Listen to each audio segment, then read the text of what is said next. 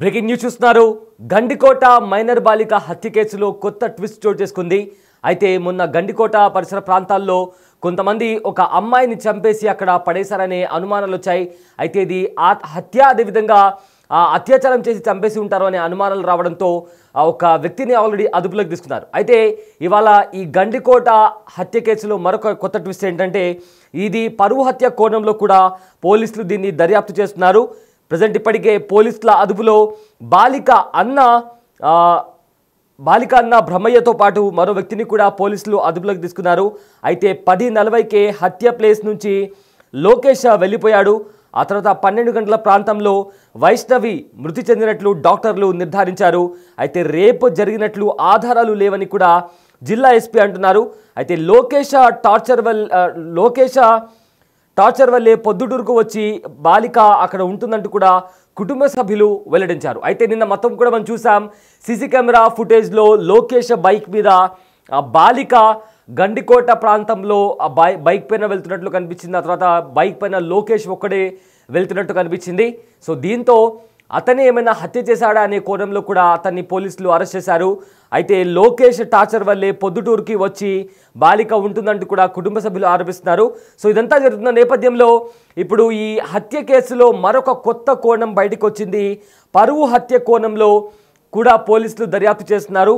బాలిక అన్న బ్రహ్మయ్యతో పాటు మరో వ్యక్తిని పోలీసులు అరెస్ట్ చేశారు. ఎందుకంటే ఒకవేళ ఏదైనా ఇతర కులంకి సంబంధించిన అబ్బాయితో ప్రేమలో పడిందా అని ఇలా దాని కారణంగానే తన చెల్లి వేరే కులం వాళ్ళతో వెళ్ళడం ఇష్టం లేక ఏదైనా చంపించాడా లేదా అన్నే హత్య చేశాడా అనే కోణంలో కూడా ప్రజెంట్ పోలీసులు దర్యాప్తు చేస్తున్నారు.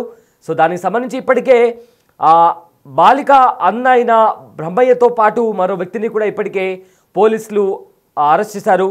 దీనికి సంబంధించి కూడా అయితే నిన్న కూడా ఆ హత్య, అదేవిధంగా హత్యతో పాటు అత్యాచారం చేశారా అనేది కూడా ఒక యాంగిల్ నడిచింది. అయితే దీనికి సంబంధించి ఎస్పీ అయితే రేపు జరిగినట్లు ఆధారాలు లేవంటూ కూడా ఎస్పీ చెప్పడం జరిగింది.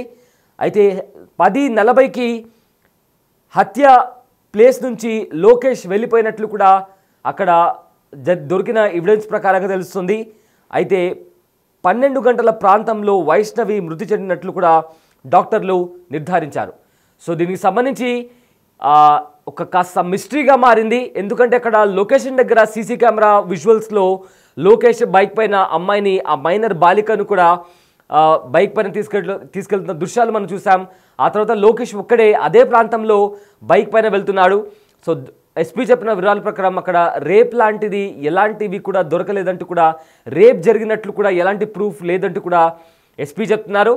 అండ్ ఆల్సో దానికి సంబంధించి పరువు హత్య కోణంలో ఏదైనా హత్య జరిగిందా అనే కోణంలో కూడా పోలీసులు దర్యాప్తు చేస్తున్నారు. సో దీనికి సంబంధించి ఇప్పటికీ కాస్త మిస్టరీగా నెలకొంది.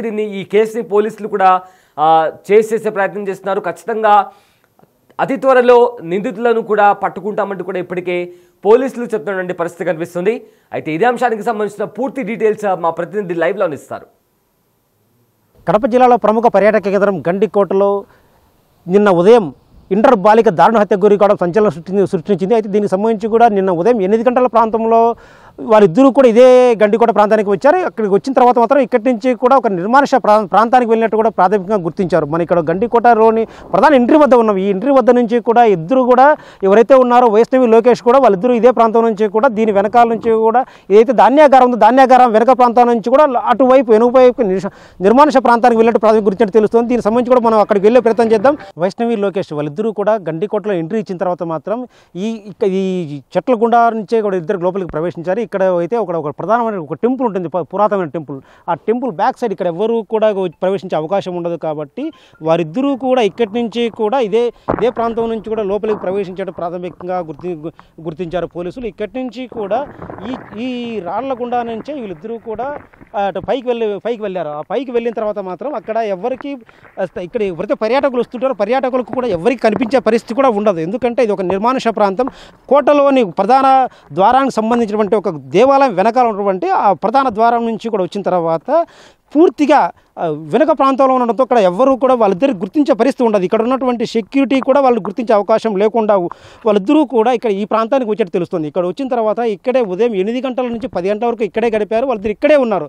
ఇక్కడ నుంచి 10 గంటలు ఇక్కడ ఉన్న తర్వాత మాత్రం ఎవరైతే లోకేష్ ఉన్నాడో లోకేష్ ఇక్కడ నుంచి వెళ్ళిపోవడం జరిగింది. ఆ 10 గంటలకు సంబంధించి ఒక సీసీ ఫుటేజ్లో కూడా ఎంట్రన్స్ గేట్ ద్వారా ఒక స్పష్టంగా రికార్డ్ అయింది. 10 గంటల 2 నిమిషాల ప్రాంతంలో తను వెళ్ళిపోయాడు. అయితే బాలిక ఎవరైతే వేస్ట్ ఉన్నారో బాలిక మాత్రం ఇక్కడే ఉన్నట్టు తెలుస్తుంది. సాయంత్రం వరకు కూడా బాలిక ఇంటికి రాకపోవడంతో కూడా పోలీసులు అనుమానం వ్యక్తం చేస్తూ కూడా పోలీసులు ఫిర్యాదు చేశారు. దాని సంబంధించి ఇక్కడ చూస్తున్నాం, ఇక్కడ ఒక వాటర్ బాటిల్ కూడా ఉంది. అంటే వాళ్ళిద్దరూ వాటర్ తీసుకొని వచ్చి ఇక్కడ కూర్చోవడానికి కాస్త అనుకూలంగా ఉంటుంది కాబట్టి ఇక్కడికి వచ్చి కూర్చొని దాదాపు 2 గంటల పాటు ఉన్నట్టు కూడా పోలీసులు గుర్తించారు. సో ఈ 2 గంటల ప్రాంతంలో ఏం జరిగింది, ఇక్కడ ఏం జరిగి ఉంటుంది అనే కోణంలో కూడా విచారణ చేపడుతున్నారు. నిన్న ఉదయం 8 గంటల ప్రాంతంలో ఇక్కడ చేరుకున్న తర్వాత వాళ్ళిద్దరు కూడా ఇదే ప్రాంతానికి వచ్చారు, ఇక్కడే ఉన్నారు. ఇదే ప్రాంతంలో కూడా మనం చూస్తున్నాం. ఇక్కడ ఈ కోటకు సంబంధించి కూడా పూర్తిగా వెనక భాగంలో ఉంటుంది. ఇక్కడ ఎవరు కూడా దీన్ని గుర్తించే పరిస్థితి ఉండదు. సెక్యూరిటీ సైతం ఇక్కడ ఎవరికి రావడానికి అవకాశం ఉండదు. ఎందుకంటే అక్కడ ఒక కంచె ఏర్పాటు చేసే ఇక్కడ రావడానికి ఎవరికి పర్యాటకులకు అనుమతి ఉండదు. కాబట్టి అతి జాగ్రత్తగా 8 గంటల ప్రాంతంలో పెద్దగా పర్యాటకులు ఉండరు కాబట్టి సో ఈ నేపథ్యంలో అందరి కళ్ళు గప్పి కూడా వాళ్ళిద్దరు ఇక్కడ చేరుకున్నారు. ఇక్కడికి వచ్చి 8 గంటల నుంచి కూడా 10 గంటల వరకు ఇక్కడే గడిపారు. సో అయితే ఈ 2 గంటల నేపథ్యంలో ఈ 2 గంటల మధ్య ఏం జరిగింది అనే కోణంలో విచారణలు ఇప్పటికే పోలీసులు విచారణ చేపట్టారు. అయితే ఇప్పటికే లోకేష్ కూడా అదుపులో తీసుకొని విచారిస్తున్నారు. అయితే బాలిక ఒంటిపై మాత్రం ఎలాంటి బట్టలు లేకుండా తన వ్యవస్థగా ఉన్న నేపథ్యంలో బాలికపై అత్యాచారానికి ఏమైనా పాల్పడ్డా, వీళ్ళిద్దరికి ఉన్న పరిచయాల నేపథ్యంలో కేవలం అతను నమ్మి బాలిక ఇక్కడ వచ్చే పరిస్థితి ఉంటుంది. కాబట్టి ఖచ్చితంగా వాళ్ళిద్దరు ఇక్కడికి వచ్చిన తర్వాత మాత్రం ఇక్కడ వీళ్ళిద్దరూ ఇక్కడ మన ఈ ప్రదేశం చూస్తున్నాం. ఇక్కడ వాళ్ళిద్దరిని ఎవరు గుర్తించే పరిస్థితి ఉండదు. 2 గంటల సేపు కూడా వాళ్ళు ఇక్కడే ఉన్నారు. అయితే ఆ 2 గంటలు వాళ్ళు ఏం మాట్లాడుకున్నారు, ఏం చేశారు, వాళ్ళిద్దరి గతంలో ఉన్న పరిచయాలు, వాళ్ళిద్దరికి ఏమైనా విభేదాలు ఉన్నాయా, వాళ్ళిద్దరు ప్రేమికులుగా గతంలో ప్రేమించుకుంటారంటూ కూడా కాస్త సమాచారం ఉంటుంది. అయితే వాళ్ళిద్దరు ఇక్కడికి వచ్చిన తర్వాత వాళ్ళిద్దరి మధ్య ఏదైనా ఘర్షణ జరిగిందా, ఆ బాలికను ఆ ఘర్షణ నేపథ్యంలో తనను హత్య చేశాడా అనే కోణంలో కూడా విచారణ చేపడుతున్నారు. అయితే హత్య జరిగి ఒకవేళ ఘర్షణ జరిగింటే దేనితో అమ్మాయిని ఎలా చంపాడో అనేది కూడా విచారణ తేలాలి. అయితే అమ్మాయి ఒంటిపై మాత్రం పెద్దగా గాయాలు లేవని కూడా చెబుతున్నారు. ఆ గాయాలు లేకపోతే తను ఏదైనా పాయిజన్ లాంటివి తీసుకుందాం. ఒకవేళ పాయిజన్ తీసుకుంటే ఎవరు ఎందుకు ఎక్కడి నుంచి వీళ్ళకి లభించింది, ఎక్కడ వచ్చింది, వీళ్ళు ఎక్కడ తీసుకున్నారో కూడా విచారణ తేలాలి. అయితే మాత్రం ఒంటిపై గాయాల నేపథ్యంలో తన అమ్మాయిని ఇక్కడ చంపేసి సైలెంట్గా గుడ్డిచ్చప్పుడు కాకుండా వెళ్ళాడా, తను 8 గంటలకు ఇక్కడికి వచ్చిన తర్వాత 10:30 గంటల ప్రాంతంలో తను వెళ్ళిపోయాడు. అంటే కేవలం ఇక్కడ 2-2.5 గంటల సమయం మాత్రమే ఉంది. ఆ 2.5 గంటల సమయంలో వాళ్ళిద్దరి మధ్య చోటు చేసుకున్న పరిస్థితి పరిస్థితి ఏంటి, ఈ కోణంలో విచారణ చేస్తే మాత్రం ఆ అమ్మాయి హత్య వీడే పరిస్థితి ఉంటుంది. లోకేష్ ఇక్కడికి వచ్చిన తర్వాత మాత్రం ఆ 2 గంటల సమయంలో ఏం జరిగిందనే కోణంపై పోలీసులు విచారణ చేపట్టారు. అయితే దీనికి సంబంధించి మాత్రం వైష్ణవి హత్య కాబడిన తర్వాత మాత్రం లోకేష్ ఇక్కడి నుంచి వెళ్ళిపోవడం, తను కూడా ఒంటరిగా వెళ్ళిపోవడంతో పూర్తి స్థాయిలో లోకేష్ పైనే అనుమానాలు వ్యక్తం చేస్తున్నారు పోలీసులతో పాటు బాలిక తల్లిదండ్రులు కూడా లోకేష్ పైనే అనుమానం వ్యక్తం చేస్తున్నారు. తను మొదటి నుంచి కూడా మా అమ్మాయిని వేధించేవాడు, అతని వేధింపులు తాళలేకే మా గ్రామం నుంచి కూడా మేము పొద్దుటూరు చేరుకున్నాం, పొద్దుటూరు కాపురం ఉంటాం. అయినప్పటికీ కూడా లోకేష్ మా అమ్మాయిని వేధింపులు గురి చేసి నిన్న ఉదయం తను మాయమాటలు చెప్పి ఇక్కడ తీసుకొని వచ్చి హత్య చేశాడు. కాబట్టి అతనే నిందితుడు, అతనికి ఎన్కౌంటర్ చేయాలంటూ కూడా తల్లిదండ్రులు డిమాండ్ చేస్తున్నారు. అయితే ఈ కోణంలో పోలీసులు పూర్తిస్థాయి విచారణ చేస్తే మాత్రం వైష్ణవి హత్య మిస్టరీ వీడే అవకాశం ఉంటుంది. కెమెరా పర్సన్ సుదర్శన్తో శివ, బిగ్ టీవీ, గండికోట నుంచి. విన్నారు కదా, గండికోట మైనర్ బాలిక హత్య కేసుకి సంబంధించి కూడా కాస్త మిస్టీరియస్గా మారింది. ఎందుకంటే అక్కడ సీసీ కెమెరాలో మాత్రం లోకేష్ అమ్మాయిని మైనర్ బాలికను బైక్ పైన ఎక్కించుకొని తీసుకెళ్తున్నాడు. ఆ తర్వాత గండికోట మెయిన్ ఎంట్రన్స్ లోపలికి వెళ్ళిన తర్వాత అక్కడ ఒక పాతబడిన ఒక గుడి ఉంటుంది. ఆ గుడి వెనకాల నుంచి ఎవరికి కనిపించకుండా అక్కడికి నిర్మానుష్యమైన ప్రాంతానికి వెళ్ళారు. వాళ్ళిద్దరు కూడా అక్కడ చాలాసేపు వరకు కూడా అక్కడే ఉన్నారు. ఆ తర్వాత 2 గంటల వరకు కూడా అక్కడే టైం స్పెండ్ చేశారు. ఈ 2 గంటల ఆ డ్యూరేషన్లో ఇద్దరి మధ్య ఏం జరిగింది, ఏమైనా వాగ్వాదం చోటు చేసుకుందా, ఘర్షణ వాతావరణం ఏమైనా నెలకొందా, ఆ తర్వాత దాంతో అతను చంపేశాడా అనే కోణంలో కూడా పోలీసులో దర్యాప్తులో తేలాల్సి ఉంది. అయితే అమ్మాయి వంటిపైన కూడా ఎలాంటి గాయాలు లేవు. సో దీంతో ఒకవేళ ఇది హత్య అయితే, ఒకవేళ లోకేష్ అనే అనబడే వ్యక్తి చంపేసి ఉంటే ఎలా చంపేసి ఉంటాడు అనేది కూడా ఇప్పుడు పోలీసుల ఇన్వెస్టిగేషన్లో తేలాల్సి ఉంది. ఇక ఇదంతా జరుగుతున్న టైంలో పోలీసులు మరో కోణంని కూడా తీసుకొచ్చారు. ఒకవేళ పరువు హత్య ఏదైనా జరిగిందా అనే కోణంలో కూడా పోలీసులు ఇన్వెస్టిగేషన్ చేస్తున్నారు. ఎందుకంటే ఇప్పటికే పోలీసుల అదుపులో బాలిక అన్నయ్య బ్రహ్మయ్యతో పాటు మరో వ్యక్తిని కూడా పోలీసులు అదుపులోకి తీసుకున్నారు. సో దీంతో ఈ కేసు కాస్త మిస్టరీగా కనిపిస్తుంది. కానీ అతి త్వరలో వీలైనంత త్వరలో కూడా పోలీసులు నిందితులను పట్టుకుంటామంటూ కూడా చెప్తున్నారు. అయితే నిన్నటి వరకు కూడా దీనికి సంబంధించి ఏదైనా రేప్ లాంటిది జరిగిందా అనే దానికి సంబంధించి కూడా ఒక డౌట్ అనేది రేజ్ అయింది. సో దానికి సంబంధించి హత్యతో పాటు రేప్ చేశారనే కోణంలో కూడా చాలా క్వశ్చన్స్ రైజ్ అయ్యాయి. అయితే పోలీసులు మాత్రం రేప్ జరిగినట్లు ఎలాంటి ప్రూఫ్ లేదంటూ కూడా ఏకంగా ఎస్పీ మాట్లాడడం జరిగింది. అయితే ఎస్పీ ఏం మాట్లాడారో ఒకసారి విందాం.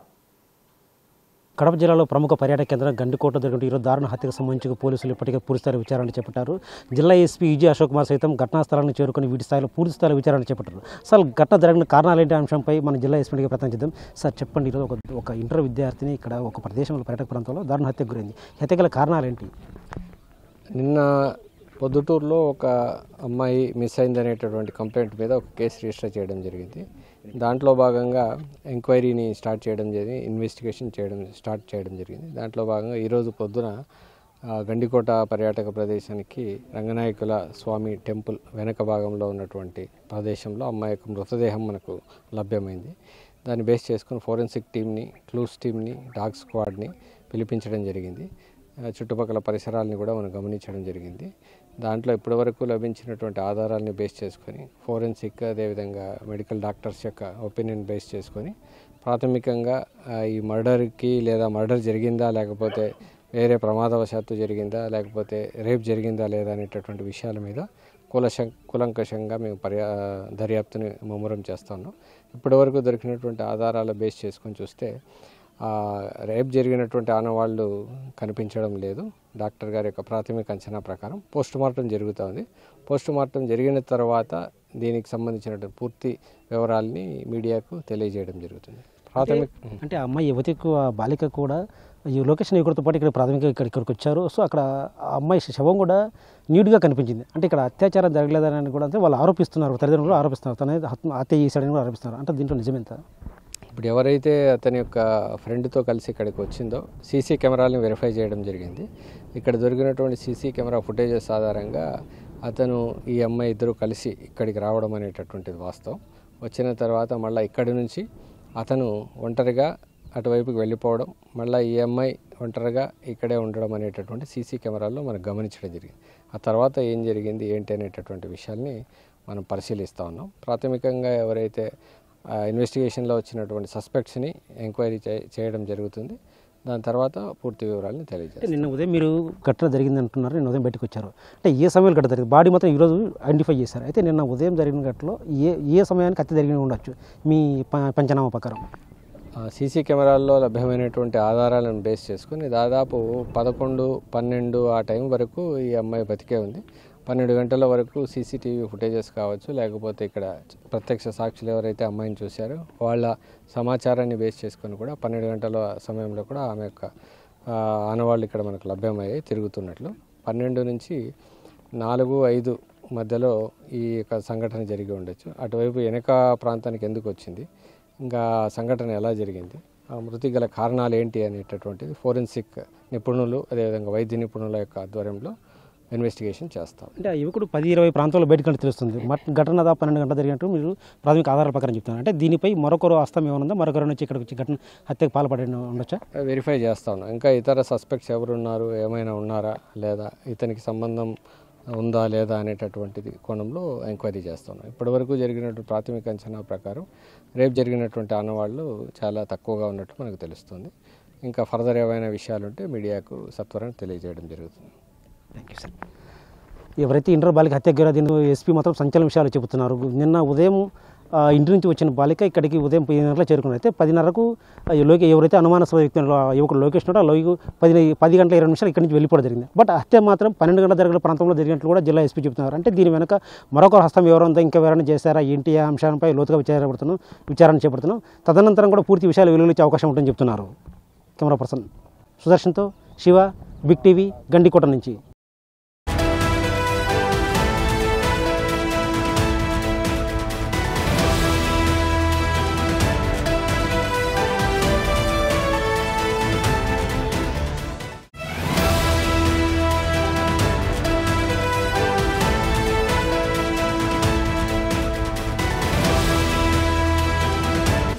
The big folk night 2025 celebrating the soul of Telangana. August 23 సాయంత్రం 6 గంటల నుండి ఎల్బీ స్టేడియంలో. టికెట్స్ బుకింగ్ కోసం ఎంట్రీవాలా యాప్ను డౌన్లోడ్ చేసుకోండి. The big folk night 2025 celebrate